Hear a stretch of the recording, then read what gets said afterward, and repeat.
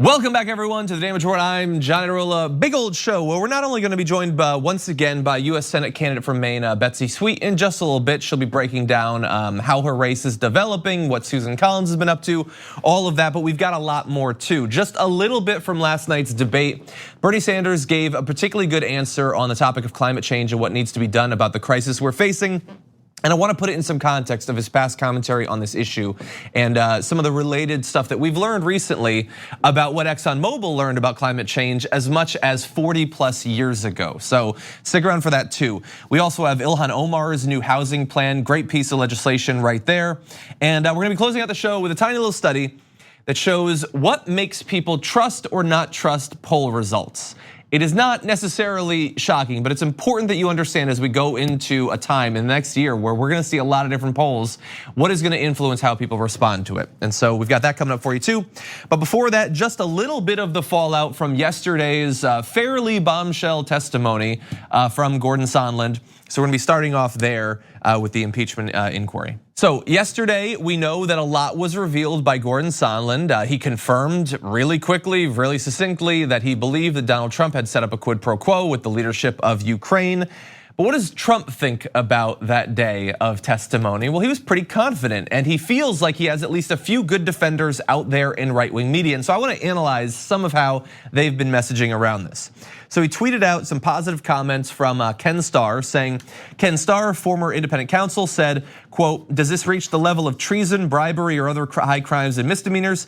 My assessment of the evidence so far, nowhere close. The evidence is conflicting and ambiguous. Ambassador Sondland's testimony stated that President Trump said the Ukraine president should just do the right thing, no quid pro quo.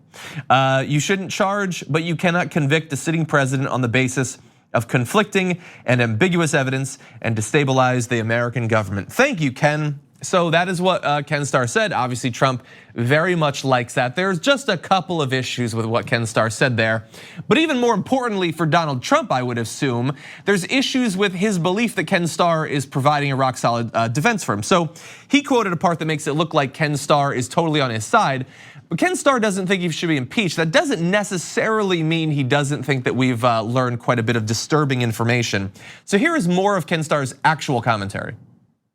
Seems to me, no, we're just not there. That the President of the United States is going to be seen fairly by the American people as having committed some crime. Strong feelings, yes. Yelling into the phone, yes. Investigate the Bidens, yes. But was there, in fact, some sort of, quote, corrupt bargain? I just don't see the state of mind evidence there as yet. Okay, so look, if you sort of pay attention to stuff in a very loose sort of way like Donald Trump does, you might hear that and just come away from it saying, oh, like we can't impeach him based on this. But he just said he's committed crimes, and specifically, yes, he wanted them to investigate the Bidens, which is sort of the linchpin of this entire thing, but he's pretending that Ken Starr didn't say that. So he's confirming, yes, he wanted the Ukrainians to investigate the Biden specifically, not corruption in general or Burisma or whatever, Biden for his own personal interests. Now, I don't know exactly why Ken Starr thinks that that could be separated from what was being held over the heads of President Zelensky and the rest of Ukraine to get that. That seems like an important follow-up question, but unfortunately he's not on the show today. So I will simply say that he's admitting there that yes, Trump did push for those investigations. And we've been predicting this whole time, by the way, that the defense of Donald Trump, what form it takes, is going to shift every single day. And it's gonna move from initially, nothing was done, nothing was said, nothing ever happened wrong, all the way up to Ken Starr, a guy being lauded by the president for his defense, is saying, yeah, he committed crimes, yeah, he pushed a foreign policy to investigate the Bidens. And you've got people like Ben Shapiro's out there just tweeting, yeah, no, he totally tried to get those investigations. That's not even up for question anymore. Laura Ingraham a couple days ago we showed you said, yes, it's bribery, but it's not bribery, which is an interesting legal take on that particular topic. And so this is what he is hiding behind as a defense at this point. The admitting that yes, he committed crimes, but we'll see if anyone does anything about it effectively. By the way, Trump's take on yesterday, what was revealed, got even a little bit weird. I mean, we showed you yesterday the I didn't do anything, I don't want anything defense. That was a bizarre moment for American political history. But he also said this, and it's about the fact that multiple witnesses have said they overheard Trump on phone calls with people like Gordon Sondland. Here's what Trump said. I have been watching people making phone calls my entire life. My hearing is and has been great. Never have I been watching a person making a call which was not on speakerphone and been able to hear or understand a conversation. I've even tried, but to no avail. Try it live. That's weird. That's really, like, so he admits, man, I've been trying to like eavesdrop on people's phone conversations for a long time. I just can't get it done. And I have got like super hearing, like, Professor Xavier signed me up for my earballs. But even I couldn't hear it.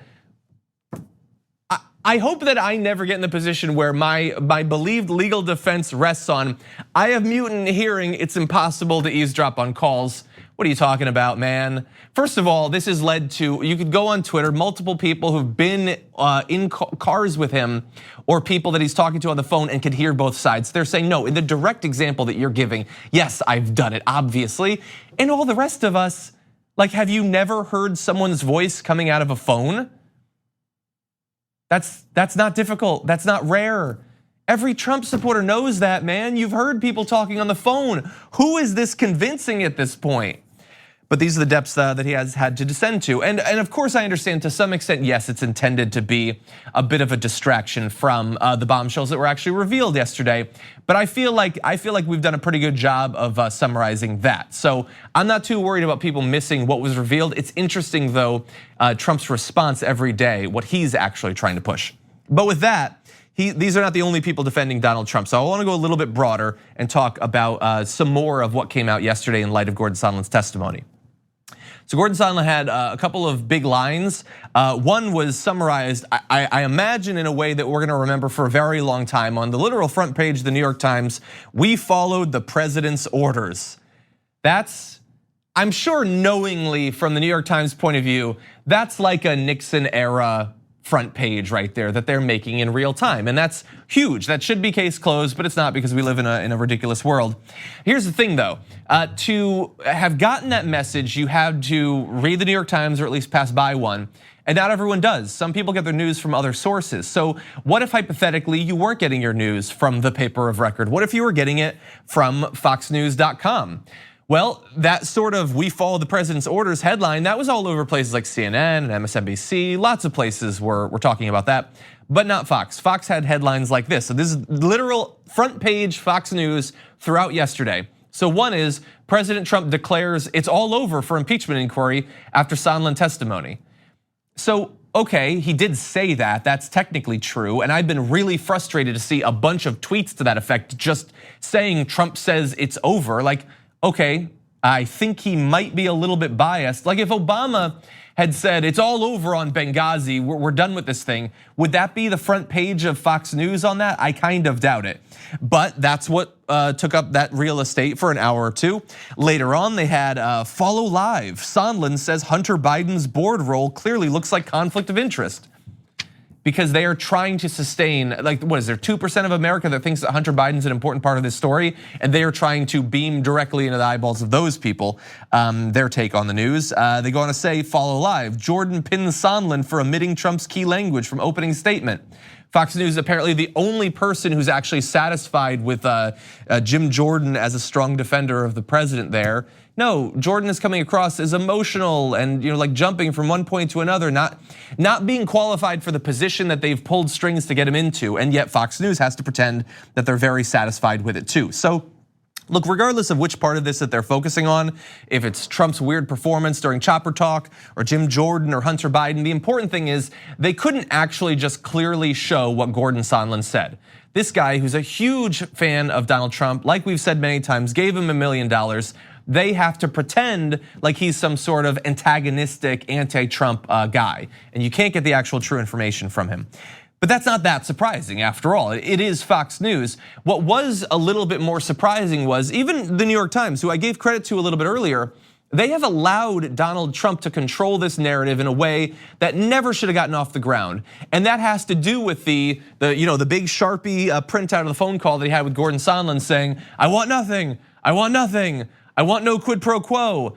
Everybody keeps just saying that as if, oh yeah, that's another phone call like the others with Sondland. Just put that in the context of from May to September, there were a bunch of phone calls. No, the timeline in this case is incredibly important. And so when people leave it out, that's an issue. And not just people like Fox News, The Daily, the podcast, Michael Barbaro had this to say.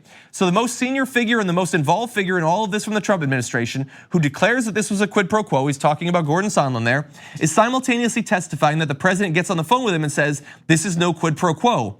That is complicated. Nicholas Fandos, their congressional correspondent, responds, it is. It's very complicated. And if you're listening at home and listening to Republican questioning, they're able, I think, to raise some doubts about this account that he's giving. No, The Daily, what are you talking about? That phone call wasn't in May, it wasn't in June or July, it was on September 9th. It was later in the day where the White House found out that the whistleblower had given his concerns to other people and this thing was exploding around them in real time. So yes, Trump finds out, whistleblower says you've been up to no good, and so Trump gets on the phone, calls up Sondland and says, I don't want a quid pro quo. That's not exculpatory, that's damning when you know the timeline. That doesn't make Trump look better, that makes him look way, way worse. That in a rush, an emergency move, he calls up Sondland and tries to get Sondland to agree with his interpretation of what happened. And the Daily leaves that out, doesn't say what day it was. For all we know, maybe it was in July, I don't know. It was back during the negotiations with Ukraine, who knows? Trump all along was really clear that he doesn't want a quid pro quo. And the New York Times write-up about that Trump conversation, the chopper talk thing, that also didn't mention the timeline. How could you leave that out? That is literally the only important piece of information on that. Trump has a horrible day with the Gordon Sondland testimony. He comes out with his account of this phone call to try to hijack the narrative. And the New York Times, let alone Fox News, we don't expect anything of them, but New York Times helps him to do that by hiding literally the most important piece of information. And people who should know way better are assisting the president in hoodwinking the American people. That is truly depressing. Okay, we're gonna take a short break. We come back, Betsy Sweet's gonna be joining us on. We need to talk about a relatively new show called the Republic, or UNFTR. As a Young Turks fan, you already know that the government, the media, and corporations are constantly peddling lies that serve the interests of the rich and powerful. But now there's a podcast dedicated to unraveling those lies, debunking the conventional wisdom. In each episode of the Republic, or UNFTR, the host delves into a different historical episode or topic that's generally misunderstood or purposely obfuscated by the so-called powers that be, featuring in-depth research, razor-sharp commentary, and just the right amount of vulgarity. The UNFTR podcast takes a sledgehammer to what you thought you knew about some of the nation's most sacred historical cows. But don't just take my word for it. The New York Times described UNFTR as consistently compelling and educational, aiming to challenge conventional wisdom and upend the historical narratives that were taught in school. For as the great philosopher Yoda once put it, you must unlearn what you have learned. And that's true whether you're in Jedi training or you're uprooting and exposing all the propaganda and disinformation you've been fed over the course of your lifetime. So search for UNFTR in your podcast app today and get ready to get informed, angered, and entertained all at the same time.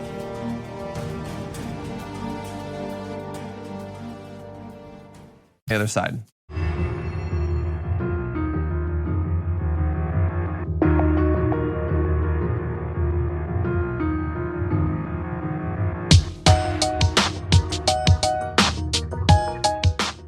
At last night's Democratic debate, we not only had, for I believe only the second time in history, an all-female moderating team, but we had some questions that hadn't been asked in the entire cycle yet, perhaps coincidentally with that team, especially involving things like family leave. And so to get into these and other issues, I want to bring onto the show someone with a great record on these sorts of policies. Joining us once again on the show, Betsy Sweet, US Senate candidate for Maine.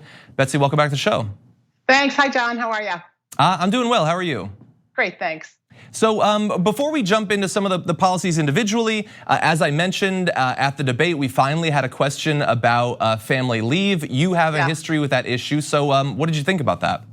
Well, I was glad to have any women's issue actually be talked about during the debate, but I was glad to hear the question about family medical leave. As you probably know, I actually wrote the first Family Medical Leave Act in the country in Maine, and then it became the basis for the current family leave. But now we're talking about paid leave so that everybody can access it, not just people with resources. So I think it's a really important issue, and I was glad they were talking about it, and I think it's time to pass it. Yeah, and so look, we had 3 candidates who were asked about that: Andrew Yang, Amy Klobuchar, and Kamala Harris. They had different takes on it. Hypothetically, if you make it into the Senate, you could be working with one of those individuals or someone else to pass a bill. If you had been on the stage, what would you think would be a perfect answer if you were asked about family leave and what sort of bill we need to get to perhaps where some other countries have been for a long time? Yeah.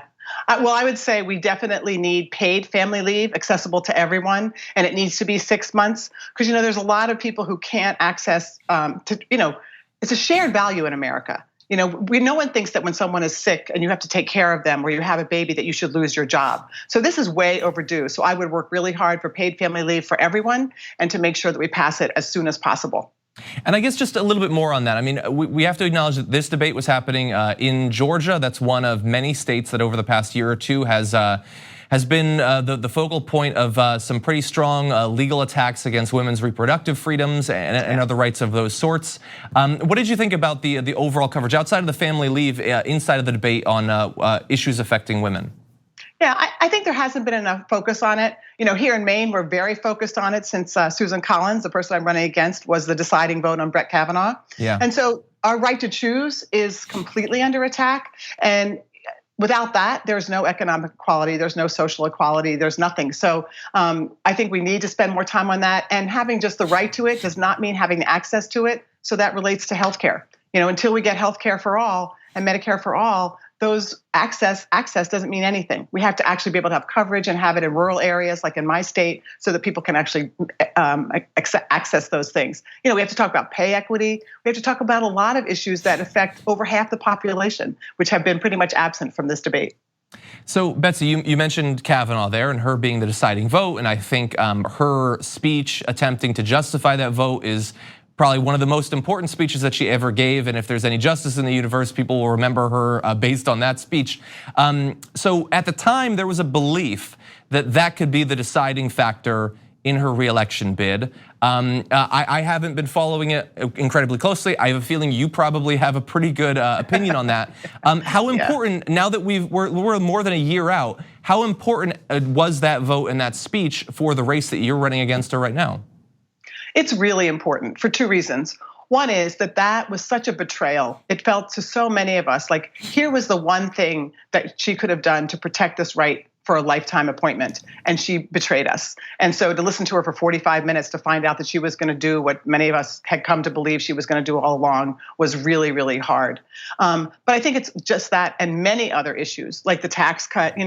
She has been the deciding issue on so many things that is different than she has been. She has flip-flopped so many times, and she only votes moderately, as Maine people are demanding, when it doesn't matter. Yeah, exactly. And so people remember. Everybody remembers, believe me. I hope so. And it's an incredibly important race right now. I think it's gonna be one of the most important ones of this upcoming cycle. Now, before Susan Collins, though, there are other Democrats running in this race. For people who might not know necessarily a ton about your history or some of these other candidates, what are some of the important differentiating factors between you and some of the others who are pursuing this nomination? So I'm someone who has been an advocate for women, for low-income folks, for healthcare, for the environment for 37 years in Maine. I call myself the sweet spot because I can't help it. somebody who has known how to bring people together, to pass really important legislation to working families in Maine, but not been part of the broken rig system. So that's a special perspective I bring. And so I think it's really important. And I'm also the progressive person in this race. I support Medicare for all. I support a Green New Deal. I support getting rid of student debt. And I'm the one who's actually speaking confidently with a plan to do all those things. Yeah. So the description you were just giving there of you as the sweet spot, You didn't reference individual candidates. There are other candidates that hypothetically don't occupy that sweet spot. One potentially, you could describe Sarah Gideon, the Maine House Speaker, potentially as that. She apparently talks a lot about how we need bold leadership, but doesn't necessarily support some of the big sort of like the most important progressive legislation proposals that you do support. Do you think that support for things like Medicare for All or the Green New Deal, that those could be decisive in this primary between you and some of the other more establishment candidates? Yeah, I think they will be decisive. In 2016, Maine voted overwhelmingly for Bernie Sanders in the primary. So I think it is a shared value among Mainers, whether you call it progressive or conservative. People in Maine believe we have to do something about the climate. People in Maine believe that we have to have a living wage. People in Maine believe that we need health care for everybody. And so I think that lane is really does speak to Maine people, and she doesn't occupy it. She is the chosen candidate of the political folks in Washington, and they want a moderate. They want someone who's going to come down and not necessarily stand up for the people of Maine, but accomplish their agenda, which is to be careful and cautious, as we know. Betsy, where can people find out more about your campaign and your platform? Thanks. If you go to betsysweet.com, it's our website. And I think we're at a pivot point, John, in this race all over the country and especially here in Maine, which is if we want something that is different, if we want something that is not the corporate executives, that's not for the wealthy, but it's for real working people, I'm that candidate in this race. So go to betsysweet.com, do what you can to help us out. And we really look forward to winning this and winning the big race against Collins in November. Betsy Sweet, candidate for Senate in Maine. Thank you once again for joining us. Thank you, John. Take good care. You too. We're gonna take a short break. We come back, Bernie Sanders, climate change, and the best way to advocate on these issues. We're gonna give you some demonstrations of that after this.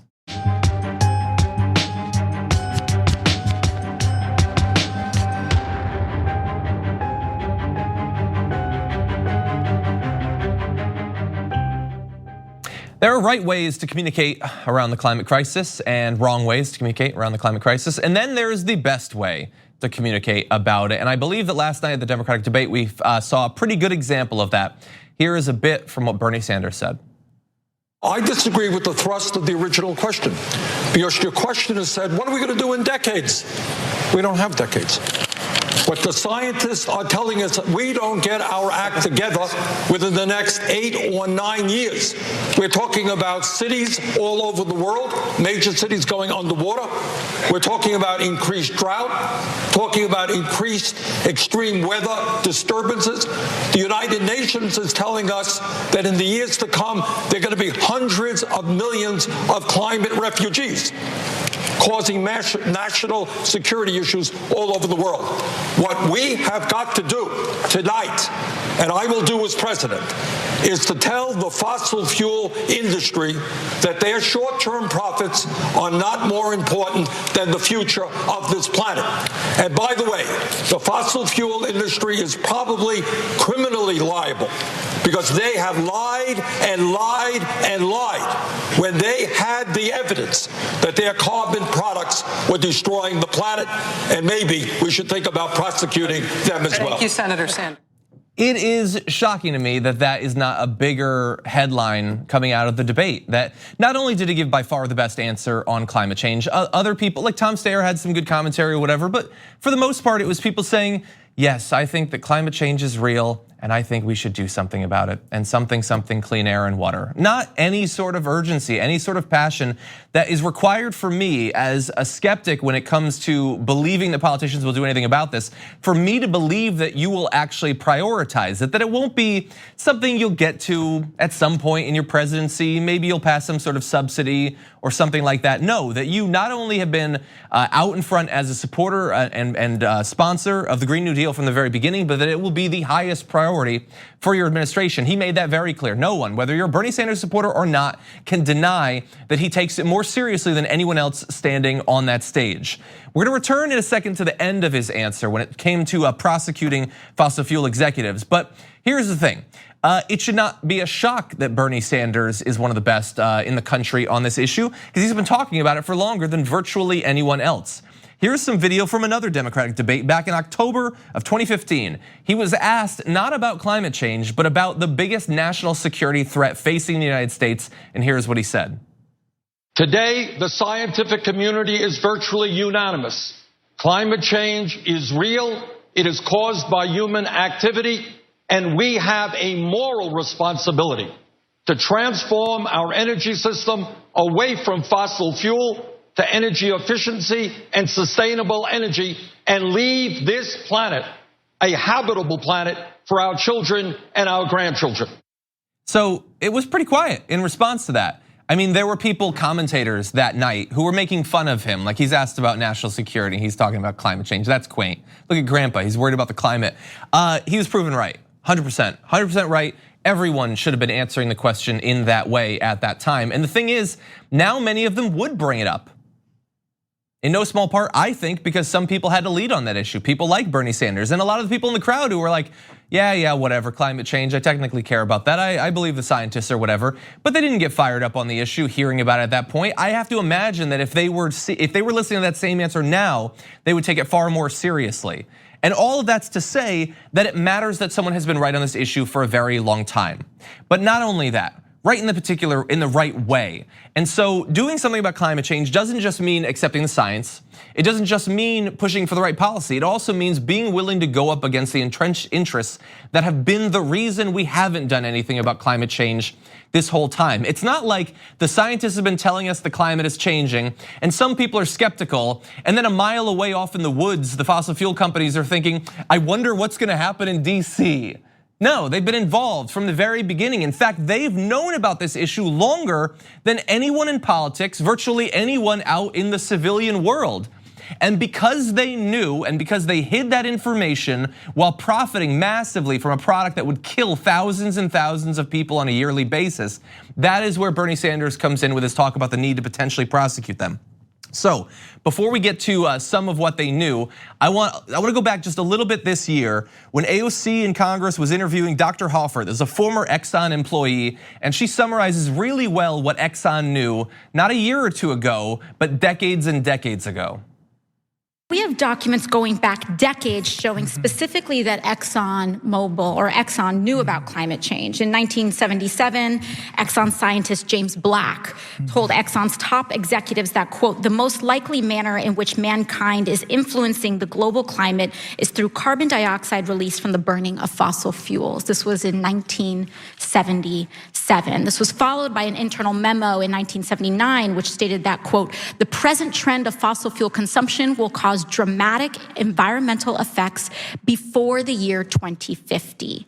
So again, that's not the 2000s, that's not the 90s. That was internal research that was being conducted by Exxon back in the 70s, the late 70s. That's like 20 years before I was born. So it's a long time ago. They've known about this for a long time.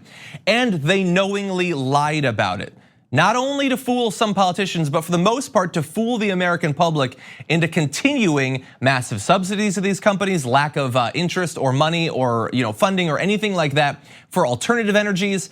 And Inside Climate did a great mashup of graphics. I'm gonna show you right now between what they knew internally and what their highest representatives were saying publicly. So James Black, Exxon senior scientist in 1978, in a report says, in the first place, there is general scientific agreement that the most likely manner in which mankind is influencing the global climate is through carbon dioxide released from the burning of fossil fuels. So that was what Exxon knew in 1978. Nearly 2 decades later, Lee Raymond, the Exxon chairman and CEO, says, currently the scientific evidence is inconclusive as to whether human activities are having a significant effect on the global climate. That is not only a lie in 1997, even if you hadn't done the research, you should know better in the late 90s, but they did know. From the time James Black said that quote, you could have had a kid, they could have grown up, they could have gone to college, and they could be working on their dissertation on climate change, and he's out in public pretending that they don't know what's actually going on. One more example, James Black went on to say, present thinking holds that man has a time window of 5 to 10 years before the need for hard decisions regarding changes in energy strategies might become critical. 1978, but Lee Raymond in the late 90s said, it is highly unlikely that the temperature in the middle of the next century will be significantly affected whether policies are enacted now or 20 years from now. And he said that 20 years from when James Black was warning them that there is a clock ticking on this thing.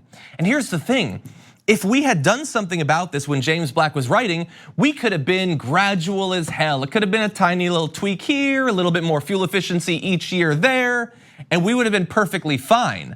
If we had been serious in 1997 when Lee Raymond was giving his quote, it would have been tougher, but not that bad. We could have transitioned, in terms of our energy production. We could have done more sustainability in our homes and things like that.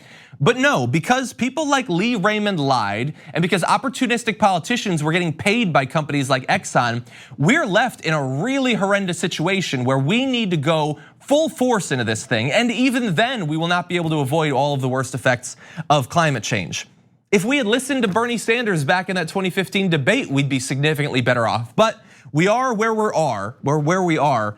The thing now is what can be done about these CEOs who knew and lied and profited while people died because of the pollution that they were putting out, because of the climate change that they were knowingly contributing to. Now, I don't know that Bernie Sanders is necessarily gonna launch any lawsuits, but I can say go out there and do your research, because there's a lot of them right now. Local, state, and international lawsuits targeting fossil fuel companies and CEOs, many of them youth-led. Those are going on right now, okay? And I think that's exactly the tack we need to take. Now, Bernie Sanders on this particular issue, he's not the only one who's right. Senator Elizabeth Warren has also proposed legislation to hold corporate executives, including heads of fossil fuel companies, criminally liable for causing harm to their environment. And that is the right position.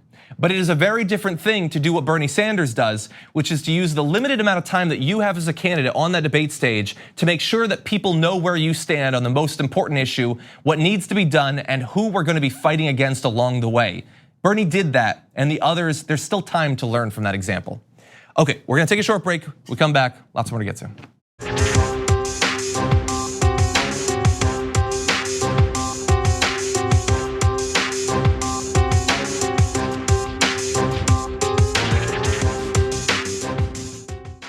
You came to the US at the age of 7. You joined the US military for many reasons. Promise of citizenship. Most important, you served your country. How could they deport you? So there you see an excerpt from Ready for War, a documentary that profiles 3 vets who served America, were willing to give literally everything for this country, and then America did not have their back and in fact deported them. There's 3 people profiled in that film. One, Hector Barajas joins us now. Hector, welcome to the Damage Report.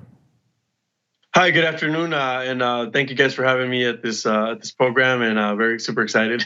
Thank you so much for joining us, and also for detailing your story in this documentary. So I hope that everyone goes and watches the film, but give us an idea of what your experience was like. The documentary shows a lot of the maybe briefly about 2 years before I came home, but it basically. I was deported for over 14 years, and it was very difficult. And they were able to get a little parts of my life, but it was very difficult. I was homeless at one point, living on the streets of Tijuana, and it was very, very difficult. But I persevered and kept moving forward, and here today because of that. And so you were deported after serving. If you can put yourself back in the position before you joined the US military, what did you think? I guess what did you think that serving? How would that change your relationship with the country? How would that make people view you? How would the US government view you if you served and potentially you were risking your life to serve in our military? Sure. I mean, the military when they recruit you, they don't. As far as even being an immigrant, they don't. They want you to join the service, and I'm proud to have served in the government, in the military, regardless of my deportation. I wouldn't take anything back, but it's definitely important that we, when we bring our immigrant soldiers into the military, that we assure that they get their citizenship and don't lose their green card. Most people don't know that you could lose your green card as well for various infractions, and we have veterans that didn't commit any crimes and they've been deported as well. So it varies from person to person. Now, there's a quote that you give in the movie that is pretty amazing. You say, "I still consider myself an American, a patriot. I will keep fighting to go home. I'm proud of my service. I wouldn't take it back if I had to do it all over again. I would serve my country, put my life on the line." I mean, I think a lot of people see what happened to you, how you did all of that, and then in a very real way, you were betrayed by the country that you gave so much to. So I mean, I guess I'm just curious, how do you maintain that belief that I don't know, I don't think that I could do it after going through what you've gone through? Sure. Well, one of the interesting things that I had to reflect on for many years is, or even talk about, basically just about every day, because I'm always posting on social media and doing different interviews, but is citizenship and what it means to be an American was always brought up, and I always had to reflect on it. And after having experienced the American dream as a young child, and then serving, and then getting deported, then it's like things like you don't know what you have until you lose it. Yeah. And when I lost living in America, and it just, man, it really, everything just started hitting me, like, just even having some burgers and some fries, Yeah. I mean, just like that, I mean, that, and the soldiers know it, like the ones that are in tours or whatnot, and then they're deployed. They know what it is to miss those little things, and so yeah, it's tough, But I get angry more myself because of the mistakes that I made, and when I do get angry is when I see the deported veterans come home. And recently, we had a guy that was murdered, and he was brought home, and he's buried with his dad in New Mexico, and wow. They gave his mother an American flag, and they said, "Thank you for your service." I'm like, oh, so now we thank you, but we couldn't bring you home for the last 15, 20 years, so that makes me angry. Yeah, the way that we support our troops, it works in some areas, but not in others, and it certainly seems to be contingent on a lot of things. It seems reasonable to me that if somebody goes into the military, serves, and leaves, you get your citizenship. You've earned it. Do you agree with that? Do you think that would be reasonable? Sure, I think we should definitely have expedited citizenship. One of the problems that we have in the military is that we don't have a program. So there is a process for you to become a citizenship. Over the years, it's varied from one day in combat to, they sometimes would help you get your citizenship during basic training back in 08, 09, around those times. But we've never had an actual program in place throughout the whole military, and where you are actually counseled and they tell you what the forms are. And this is the person that's going to take care of you. And people say, well, we're not there to hold your hand. Yes, we are. We do hold your hand. We show you how to march. We show you how to use a weapon, how to take somebody's life. Why not make sure that your paperwork is done before you go out to Afghanistan or Vietnam? We certainly do that in other ways. We make sure you have your immunizations. We make sure that if you're an airborne guy like me, that your airborne status is up to date and you've jumped within the last 6 months. So why not make sure that citizenship is a priority as well? Exactly. And Hector, I don't want to spoil too much of the movie because I want people to watch it, but just briefly, I want to talk about there's 3 vets who are profiled, of which you're one in the movie, and what happens to these vets after they're deported, it can go in a couple of very different directions. And so talk a little bit about what you did with your work with establishing the bunker. Basically, I decided to, this is not right. We have to do something about it. And at the beginning, it was just, to be honest with you, I just started out of my apartment and just didn't really have an idea, and would never have thought that I'd be doing documentaries or speaking in media or I've had congressional visits. Had Senator Tammy Duckworth, who's in the film, visit us on Veterans Day. I would have never thought I would have had a senator visiting me in Tijuana. So, but yeah, I just kept, one day at a time and just moving forward. And thank God that we were able to just get people to listen to us. There was for many years, I would be at the border just with a sign up, and nobody would listen. Sometimes even the deported veterans wouldn't come out, and that's one of the difficult things, is to getting the people that are being affected to fight back or to get involved. And for many years, it felt like I was a one-man person out there, one-man army, and now we're starting to see things change. It's definitely things are moving ahead, and this has been going on for over 20-something years. So it's been a long road. And so you like you talked about the difficult path that you had, but you found time to help other soldiers that have been deported along the way. Others in their need to find work, sometimes in an area that they don't have much experience with. People are being deported that they don't know the area they're being deported to. And apparently it's popular for cartels to try to recruit some of these people with military training. Can you talk a little bit about that, what the appeal of these soldiers is to the cartels? Sure, it's not just necessarily deported veterans, but a lot. Well, I'm not sure. I wouldn't say a lot. There are even Mexican soldiers and people from other countries that come and work for the cartels, because if you're up against the enemy, you don't want people that have never used weapons before. I mean, they take them, but you know, if you have somebody that has the military training that's taken a life, then Jesus, I'd rather have that guy than a guy that has no experience with weapons. So it does happen to certain veterans. It's an issue that I try to really avoid because, you know, well, I don't talk about any direct cartels or anything like that because, you know, I still live in Tijuana. I have men that live all over the country, Mexico, and, you know, we don't want to put anybody's life in danger, but it happens, you know. Definitely, and you know, obviously stay safe. We really appreciate the work that you're doing and helping through your telling your story for people to understand that this is happening. Because I think for a lot of Americans, they have no idea that someone could give so much to the country and to just be kicked out afterward. It's really shocking. And so the movie is ready for war. Hector, I really hope that a lot of people watch it and learn about your story. And we really appreciate you joining us. Thank you, I appreciate it. Thank you. We're gonna take a short break. When we come back, just a little bit more to close out the show.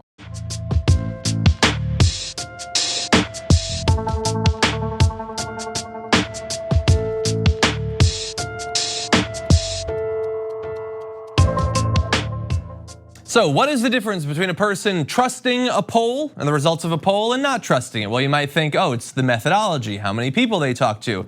Maybe the source, you know, is this a reputable, long-standing pollster with a good track record?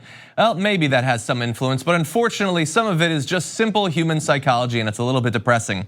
A study from the Annenberg Public Policy Center and University of Michigan found that Americans are more likely to dismiss the results of a poll if they find those results unfavorable to their political leanings. An excerpt from the actual study says, in a nationally representative sample, we find that individuals disproportionately find polls more credible when their preferred candidate is leading.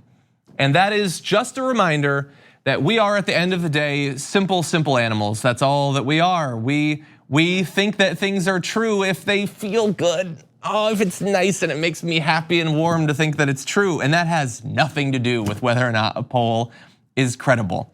Now, it's not to say that, you know, it coming from a particularly reputable pollster doesn't matter at all. It does. And they do have advice, which we'll get to. But if I like the results or not, that should have no impact. I'm sure that even for me it does. But we gotta get better at recognizing these biases so that we can weed them out. So let's turn to a little bit of positive information. They do have some advice.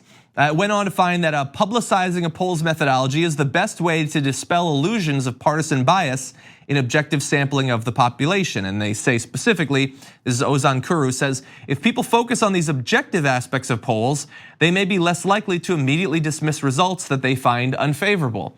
And hopefully that's true. I'm sure that they have some evidence that that's true. And for regular people, maybe. Like, if an article breaks down a poll, it should definitely give a link to the raw data, to the methods, all of that, so people can actually look at it. I know that 99 out of 100 won't, but it should be there.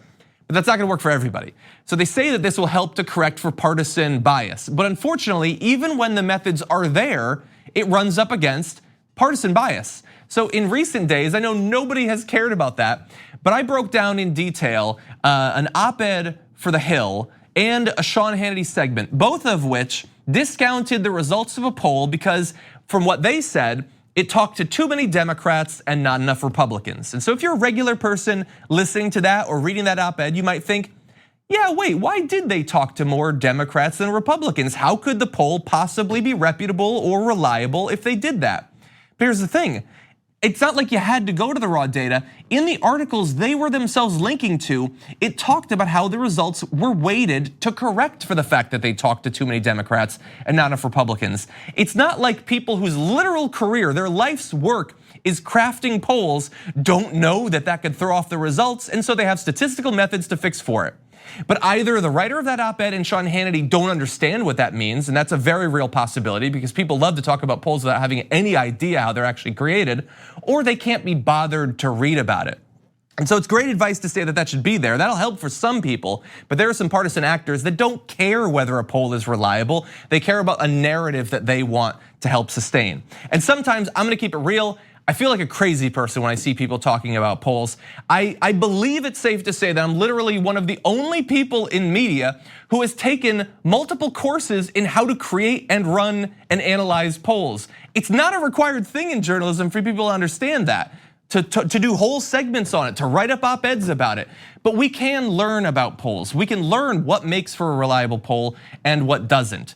And maybe for a regular person, it doesn't matter. They're not writing op-eds or whatever. But if you are led astray by commentators that are trying to hoodwink you by pretending that some polls aren't reliable when they are, well, then you're gonna run up against reality on election day. When you believed you thought you knew what was going on, and then when the actual vote comes in, you're gonna be shocked. I don't want people to go through that sort of psychological stress. So do a little bit of reading about how polls are created, how to analyze polls. It's out there if you wanna learn. Now with that, okay, we have a little bit more. So we are gonna do an overtime. So stick around if you're a member, you can watch this. If not, tyt.com/John, you can become a member. We're gonna be talking about Ilhan Omar and her housing plan on the other side of this.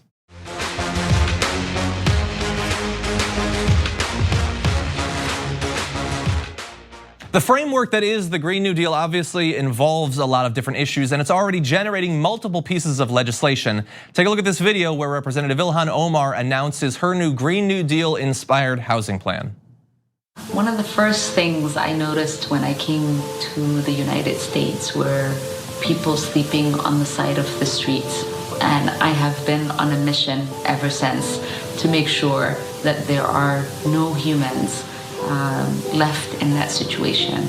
Today, I'm excited to introduce the Homes for All Act, which will fulfill the promise of a homes guarantee by building 12 million new public housing and private, permanently affordable rental units, fastly expanding the available affordable housing stock, driving down costs throughout the market, and creating a new vision of what public housing looks like in the United States of America. We will prohibit any discrimination against residents based on sexual orientation, gender, and criminal history or immigration status. The bill also creates a new anti-displacement fund with HUD in order to protect families from gentrification, prevent displacement, and stabilize neighborhoods. And it makes public housing a mandatory part of our budget, like Social Security and Medicare. All of this will be built to the highest environmental standards, making this a key part of the Green New Deal. So that's a great video. We're gonna have a few details in just a second. Really fast, you might be thinking, wait, didn't Bernie and AOC come out with a Green New Deal public housing plan a week ago? And they did. It's not the same plan, it is complementary. That plan had more to do with upgrading existing stock of housing and providing some extra funding and things like that. This is more focused on actually increasing the raw number of units that are available to help get more people into a home. And so very complementary bills, they should both be passed. And this is a major issue that thankfully more and more politicians are taking seriously. At last night's debate, there were a couple of questions about housing. It's very common these days for presidential candidates to have a housing plan because they understand that for a lot of Americans, the idea of owning a home isn't just like a big hurdle, it's effectively impossible. I mean, I can say, I grew up, my parents never owned a home. I'm lucky enough that I'm doing in some ways better than them, but I live in LA. And so the idea that I could own a home is crazy. Like best case scenario, I could maybe find something an hour outside of the city and I'd probably be taking part in gentrifying an area to even do that. It's become effectively impossible for more and more people, and not just in cities in LA. Ilhan Omar has done a great job in some of her other communication around this bill in making clear that this is an increasing problem even in suburban and rural areas in the center of America. And so we need politicians with bold plans to deal with the increasing issues of housing, not only in the stock, but also the monopolies of real estate developers that are creating artificial scarcity to drive up prices. These are huge problems, and this is a big bill to help deal with that. Just a little bit more details on it. Her bill's dubbed the Homes for All Act. It outlines a plan to build 9.5 million new units of public housing at the cost of about $800 billion. The legislation earmarks $200 billion for a federal housing trust fund to build 2.5 million new affordable housing units available for low-income families. Another $200 billion would establish a community-controlled and anti-displacement fund at the Department of Housing and Urban Development to provide grants to local governments to combat the effects of gentrification. And you saw in that video, she mentioned climate change. Like with the AOC Bernie public housing plan, This is a big part of dealing with climate change too. Real estate accounts for at least 12% of the planet heating emissions in the US. Some people estimate it could be as high as 39%. And so yes, we have to deal with transportation, energy production, those sorts of things, but housing is a very important part of that as well. And public housing, establishing new housing, can be a great way to do something about this. So great bill by Ilhan Omar. You can find out more details online. Just one other thing I want to say about this. As members of the squad, effectively all of whom they're new to politics. They're in their first year and a half of being congresspeople. They're doing so much, coming out with so many bills on like a bi-weekly basis. It makes me wonder, what the hell are other people in Congress doing with their time? There are people who have been in Congress for 2 years, 4 years, 6 years, no bills to their name. I mean, I know technically we know what they're doing. They're spending 6 hours a day making calls to raise money for their reelection. But like, think about taking that weight off your shoulders and what you can do with that time. You can be putting together AOC's anti-poverty plan or her public housing plan. Ilhan Omar with this new bill. It takes a lot of time, a lot of research and resources, and you'll be freed up to do that sort of work and to get the accolades that you get rightfully for doing that kind of work if you get into office in the right way, with the right sort of funding. So anyway, good on Ilhan Omar, both in the way she campaigned and the way she's actually holding the office now. With that, that's all the time we have. Thank you everybody for watching, not only the regular show, but also the overtime that we have here. Really appreciate you tuning in. Tomorrow, Brett Ehrlich joins me once again on the show. We'll see you then.